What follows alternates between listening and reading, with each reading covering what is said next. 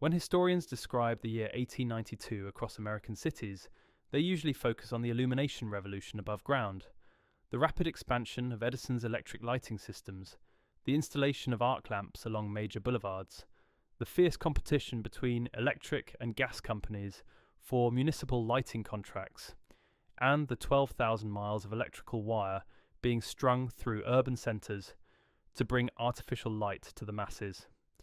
But the real story, the one that barely appeared in electrical journals, the one that even today hides in plain sight on city streets, began inside the lampposts themselves.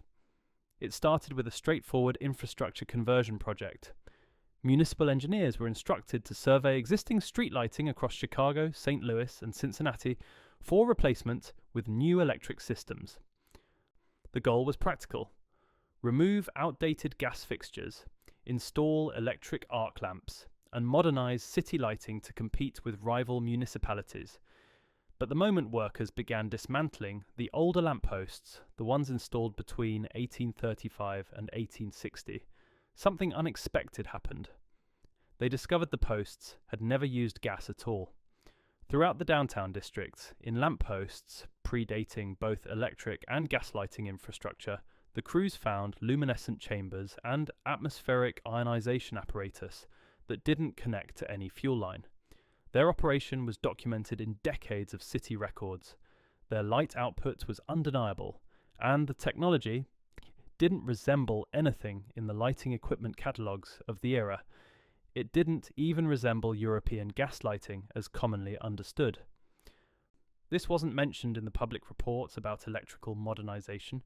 It didn't make it into the newspapers celebrating the coming of electric light.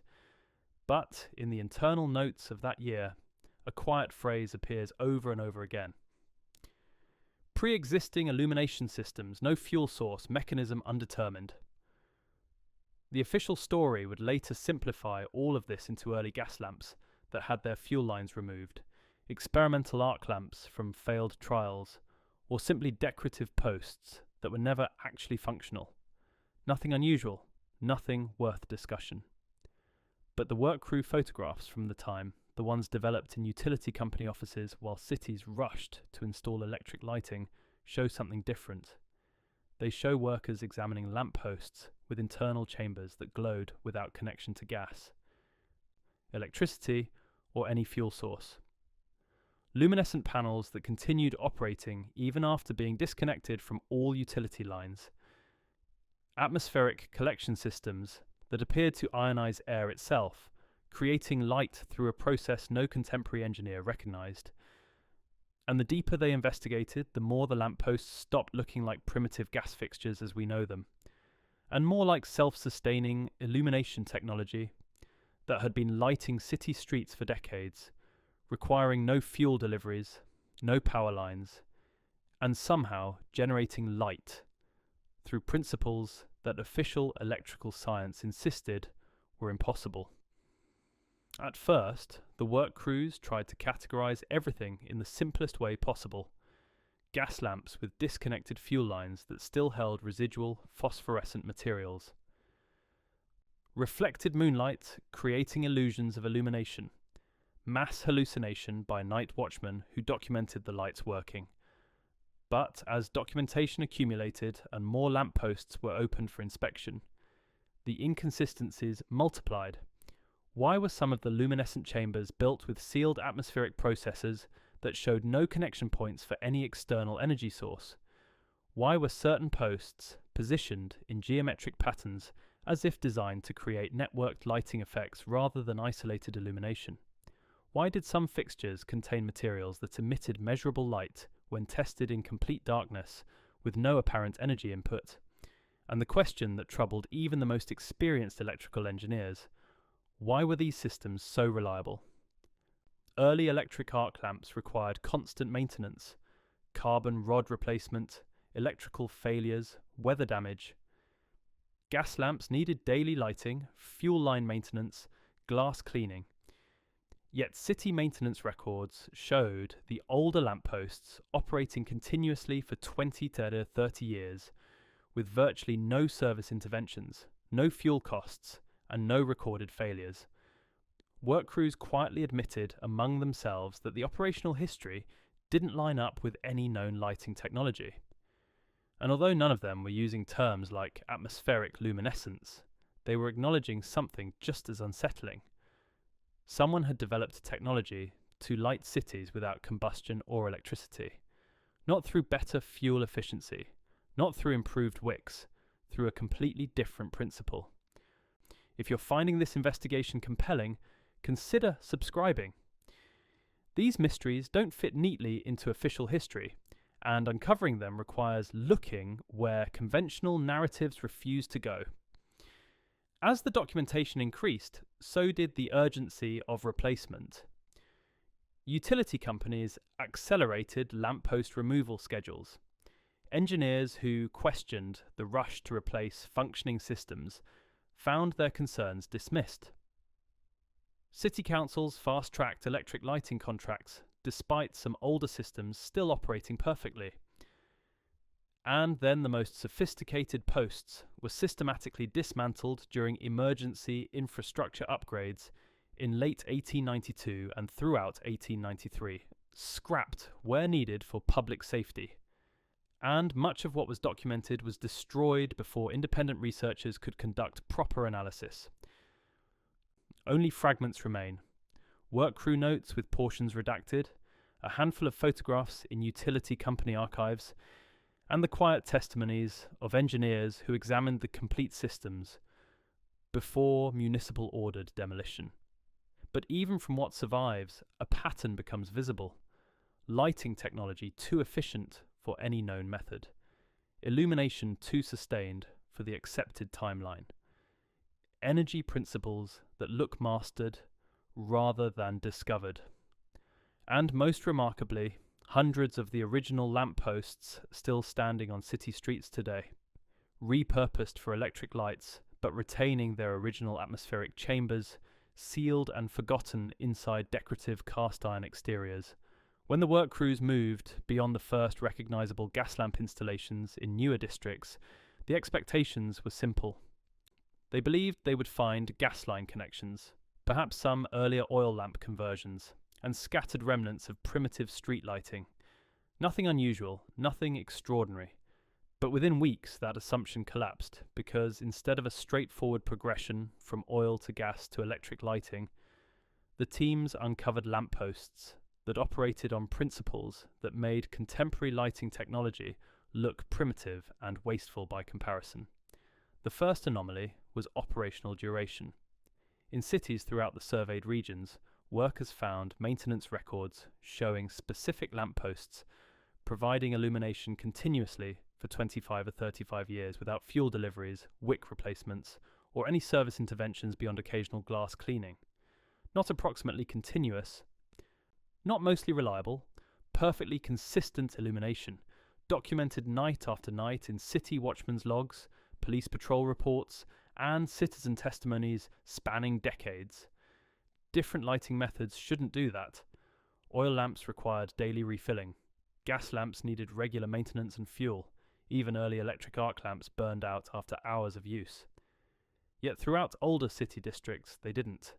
Lampposts in Chicago's financial district showed identical reliability to posts in St. Louis's warehouse zones. Fixtures installed by different contractors in different decades sustained the same remarkable operational continuity even when separated by hundreds of miles and constructed with different exterior designs. It was as if every contractor working between 1835 and 1860 understood an original illumination principle, one that no longer existed in any engineering manual. As the workers investigated deeper into the lamppost internals, the technology became stranger. Beyond the expected gas line stubs and decorative glass panels, they began encountering components that looked nothing like combustion lighting. Sealed chambers containing crystalline materials that glowed when exposed to air. Atmospheric processors with no fuel intake. Luminescent panels that appeared to generate light through chemical or atmospheric reactions, requiring no external energy. Some systems appeared almost over-engineered. Perfectly sealed chambers with precision glass optics, crafted with tolerances that didn't match the crude glass blowing attributed to that period. The materials themselves raised questions. Chemical analysis conducted years later on salvaged luminescent compounds showed exotic material combinations. Phosphorescent crystals mixed with rare earth elements, atmospheric reactive materials that generated light through ionization, and substrate compositions that resembled modern electroluminescent materials, more than 19th century chemistry. And then came the discovery that puzzled even the most conservative members of the electrical engineering community: network synchronization. Not isolated lampposts operating independently, but coordinated systems that appeared to regulate their output collectively. Posts along entire boulevards dimmed and brightened in unison, based on ambient light conditions. Districts showed coordinated illumination patterns as if communicating through mechanisms no one could identify. Field observations documented lampposts that automatically brightened during overcast conditions, dimmed during bright moonlight, and maintained optimal visibility without any human adjustment. Yet there is no historical record of any American city having automated street lighting before 1892. No patents showing any inventor achieving light-responsive illumination control. Nothing that explains why lampposts across multiple cities exhibited behavior that resembles modern photocell automation, operating reliably decades before such control systems were even theorized. Work crew photographs taken in 1892 and 1893 show this clearly. Engineers standing beside opened lampposts with glowing chambers visible despite no connection to gas or electricity. Luminescent materials radiating measurable light in laboratory tests. Atmospheric processors with internal mechanisms so sophisticated that even today lighting engineers study the archival images, searching for the hidden power source that conventional physics insists must exist. But the most unsettling detail was not what appeared in the photographs. It was what happened to the technology itself. The lampposts were repurposed, not preserved. Luminescent chambers were removed and discarded. Atmospheric processors were scrapped as obsolete components. And in the rush to install electric lighting, entire city blocks of functioning lampposts were gutted, their internal mechanisms destroyed, their operational principles lost. The silence is hard to miss. Because if these lighting systems truly represented primitive technology, why weren't they simply allowed to fail naturally? Why the urgent replacement of functioning systems?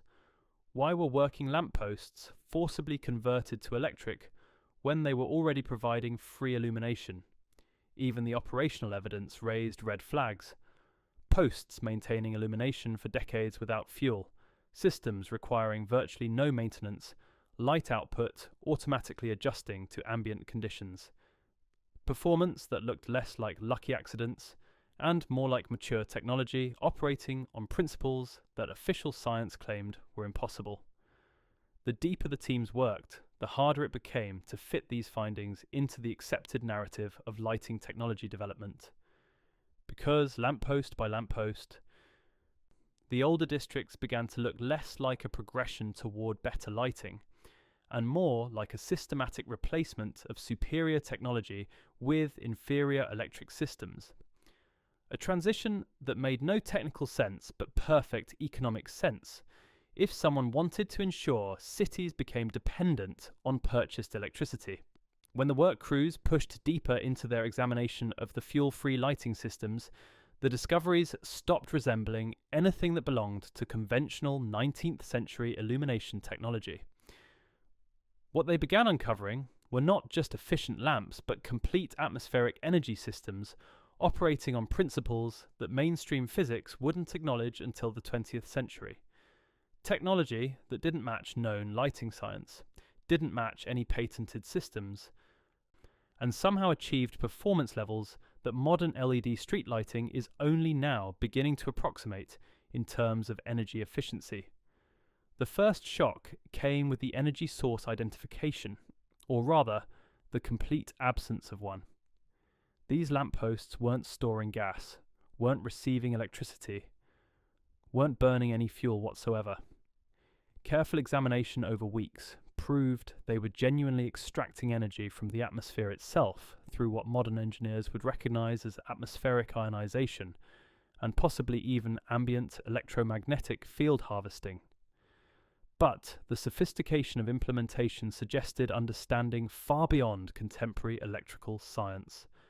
Internal chambers contain materials that modern analysis identifies as photoluminescent compounds mixed with atmospheric reactive agents, substances that absorbed ambient energy during daylight hours and released it as visible light after dark, but with efficiency far exceeding any natural phosphorescence. Some posts showed evidence of piezoelectric crystals positioned to capture vibration energy from street traffic. Others contained what appeared to be early thermoelectric generators operating on temperature differentials between underground and surface air. The sophistication wasn't theoretical speculation by confused workers. It was documented, measured, photographed by utility engineers who understood they were observing something outside their training. And then came the feature that still confounds lighting historians today: the collective intelligence of the network. Officially, this was later dismissed as coincidental timing or observer bias. But nothing about the documented behaviour fits random chance. City records show that lampposts across entire districts synchronized their illumination cycles. When fog rolled in from the lake in Chicago, posts throughout the affected area brightened simultaneously, not gradually as workers adjusted them, but instantly, as if responding to a shared signal. During the bright full moon, entire boulevards dimmed to conserve their luminescent materials, then brightened again as clouds passed. The posts seemed to communicate, to coordinate, to function as a unified system rather than isolated fixtures. Night watchmen from the 1850s through 1880s described in daily logs seeing the lights speak to one another, not poetically, but as the only explanation for lighting behaviour they witnessed repeatedly. Posts that flickered in sequence like a wave propagating down a street. Intersections where posts brightened in rotation as if directing attention. District-wide dimming during aurora borealis events, as if the atmospheric disturbances affected all posts equally. Another anomaly appeared in the geographic distribution patterns. Individual posts showed remarkable efficiency, but the true sophistication emerged in how they were positioned across cities. Detailed mapping revealed that lampposts weren't simply placed at regular intervals along streets. They formed geometric grids that modern researchers recognize as optimal antenna array patterns, configurations that maximize electromagnetic field interaction across an area. Many of these positioning patterns only became apparent when workers began removing posts and plotting their locations on maps. Posts aligned in precise compass directions, despite streets following irregular paths. Spacing intervals that created harmonic ratios, distances related by musical intervals, ratios of 3:2, 4:3, 5:4. Triangulation networks that covered entire downtown areas with mathematical precision that shouldn't exist in randomly installed street lighting. It created an uncomfortable possibility. The fuel-free lampposts may not have been independent inventions by various contractors. They may have been components of a planned urban energy grid, a city-scale atmospheric energy, a collection network designed before streets were fully developed, coordinated across multiple construction phases, implemented by an organizing authority that no historical record properly acknowledges. The deeper the engineers investigated, the more impossible it became to dismiss these findings as primitive experiments. What emerged was evidence of systematic atmospheric energy engineering, a complete urban lighting network that extended through at least 340 documented lampposts across 3 cities, possibly more. Here's where the story gets truly bizarre. In the months following the initial lamppost openings, work crews catalogued over 8,200 individual luminescent elements within the surveyed fixtures, not counting simple glass panels or reflective surfaces, 8,200 active light-generating components operating without any fuel or electrical input. That number appeared in preliminary utility company reports submitted to city councils, but within 6 months it vanished from all official documentation. Published lighting modernization plans made no mention of the fuel-free systems. The specific count of 8,200 elements disappeared, almost as if someone decided that number raised too many uncomfortable questions. Because if major American cities truly had 8,200 lighting elements operating without fuel or electricity, providing free illumination for decades, why would anyone accept the massive expense of installing electric lighting systems? Why would cities commit to permanent electrical bills when superior technology already existed? And most importantly, who benefited from suppressing the fuel-free systems? As documentation accumulated, another pattern emerged, one that researchers found profoundly disturbing. Despite being found in lampposts installed by different contractors in different cities over a 25-year span, all the lighting systems shared certain characteristics: standard luminescent chamber dimensions, consistent atmospheric processor designs, uniform installation methods. It suggested not just centralized planning, but deliberate standardization across a massive program. This wasn't organic technological development by competing inventors. It was coordinated implementation, possibly by a single engineering organization with the resources to enforce technical standards across multiple cities and decades of construction. The physical evidence from dismantled lampposts only deepened the mystery. Work crews found manufactured components that didn't match any known American suppliers. Crystalline luminescent compounds with synthesis markers suggesting laboratory production rather than natural minerals. Glass optics with optical properties indicating precision grinding techniques attributed to later periods. Metal housings using casting methods that anticipated modern powder metallurgy. Assembly techniques that implied factory production on a scale that shouldn't exist for experimental technology. Some posts appeared deliberately designed to conceal their true sophistication. Luminescent chambers hidden behind decorative glass, atmospheric processors disguised as structural supports, energy collection systems integrated into what appeared to be purely ornamental metalwork. Others seemed intended for maintenance by technicians with specialized knowledge, sealed chambers requiring unusual tools to open, diagnostic windows positioned for specific measurements, modular components designed for replacement without disturbing the post structure. Perhaps most disturbing was the systematic conversion schedule. The replacement of fuel-free lampposts with electric lighting didn't happen randomly. It followed a coordinated timeline across all surveyed cities. Chicago began conversions in January 1893. St. Louis followed in February and March. Cincinnati systems were replaced in April and May. Different cities, different utility companies, different municipal governments, yet all following the same conversion schedule, as if coordinated by a single directive. And the timing coincided exactly with new municipal electrical safety standards that made the old systems technically non-compliant. Not because they were unsafe, maintenance records showed them to be remarkably safe, producing no combustion products, no fire risk, no electrical hazards, but because the new regulations specifically required documented power consumption rates and accessible circuit breakers, the requirements that fuel-free systems couldn't meet by definition. It was regulatory elimination disguised as safety improvement.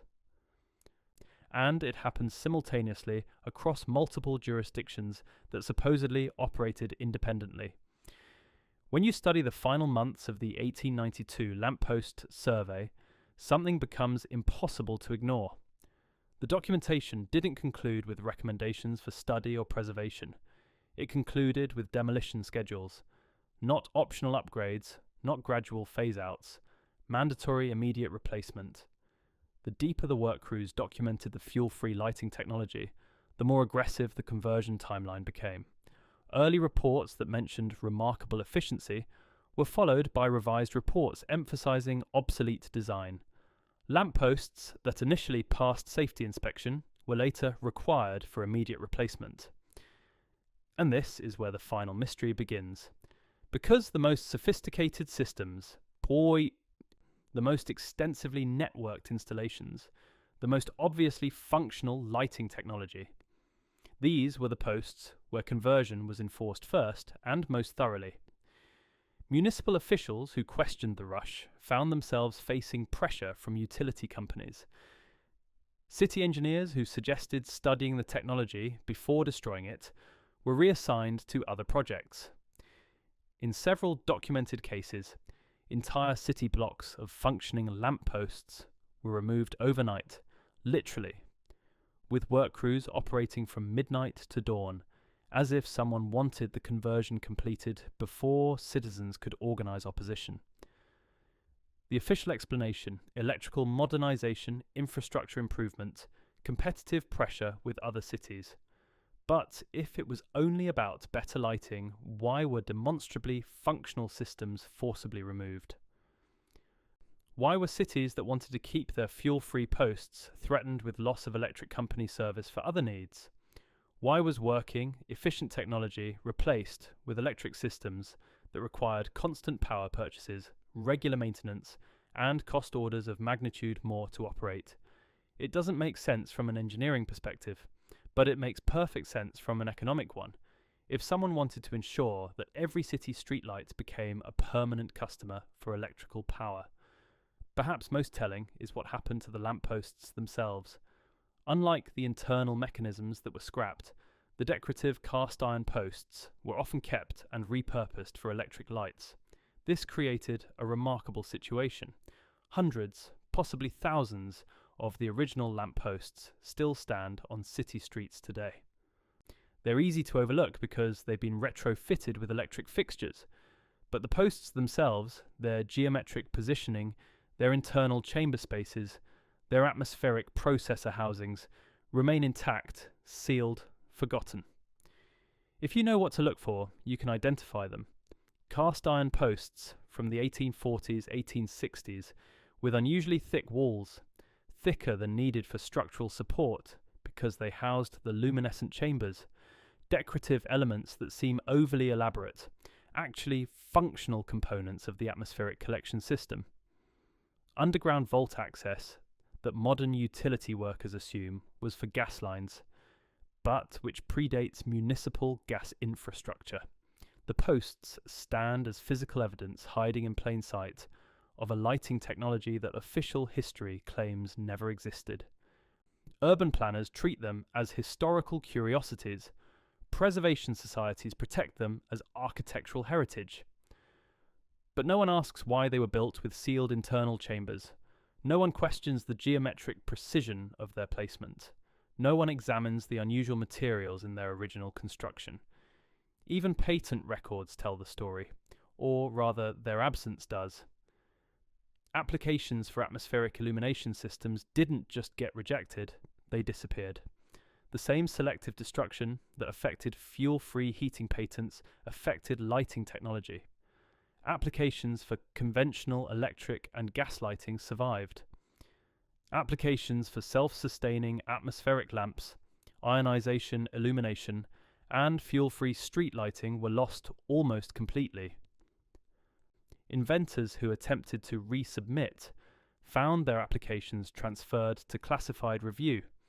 Several inventors died under circumstances their families found suspicious, 2 in apparent suicides, 3 in unexplained gaslighting accidents that colleagues noted seemed improbable given their expertise. Others accepted buyouts from utility companies and signed non-disclosure agreements. A few who continued advocacy found themselves professionally destroyed, their credibility attacked in engineering journals, their other inventions mysteriously failing to gain patent approval. The campaign to suppress fuel-free lighting technology wasn't subtle. It was comprehensive, coordinated, and ruthlessly effective. And it succeeded so completely that most people today don't even know such technology was attempted, let alone successfully implemented at city scale. Even city council minutes changed. Records from the 1850s through 1880s sometimes praised the efficient atmospheric illumination or self-sustaining boulevard lighting in their municipalities. Minutes from the 1890s onward make no such references. The lighting systems were literally written out of municipal history, as if they had never existed, as if cities went directly from gas to electric with no superior alternative in between. Why was the most extensive evidence, the most sophisticated technology, the most economically liberating innovation suppressed and replaced? Because when you step back, the pattern becomes clear. The luminescent chambers were removed. The atmospheric processors were removed. The 8,200 lighting elements were scrapped. The network synchronization systems were destroyed. The geometric grid patterns were obscured. The operational records were revised. And even the inventors' reputations were destroyed, almost as if the lamppost survey had accidentally revealed a chapter of lighting technology that wasn't supposed to be acknowledged. A chapter that threatened utility company profits. A chapter that suggested energy independence was achievable with 1850s technology. A chapter that showed free street lighting was not only possible, but had been successfully operating in multiple cities for decades. The 1892 lamppost conversions weren't just an electrical modernization program. They were a targeted elimination of technology that threatened to keep cities free from permanent electrical dependency. Because if atmospheric illumination worked, and the maintenance records prove it did, then everything that came after, the entire edifice of paid electrical lighting, was an economically motivated regression disguised as progress. And the posts still stand, on streets in Chicago, St. Louis, Cincinnati, and dozens of other cities, retrofitted with electric lamps, their original purpose forgotten, their sophisticated internal mechanisms sealed and ignored. Physical evidence that they lit entire cities without electricity in the 1800s, not through impossible physics, but through atmospheric energy principles that challenged no natural laws, only economic ones. The systems worked, the posts remain, and we've been paying for electrical street lighting ever since, not because we have to, but because someone decided we should. Thanks for watching. And if you found this interesting, well, there are a lot more suppressed technologies with stories like this. Maybe I'll see you in the next one.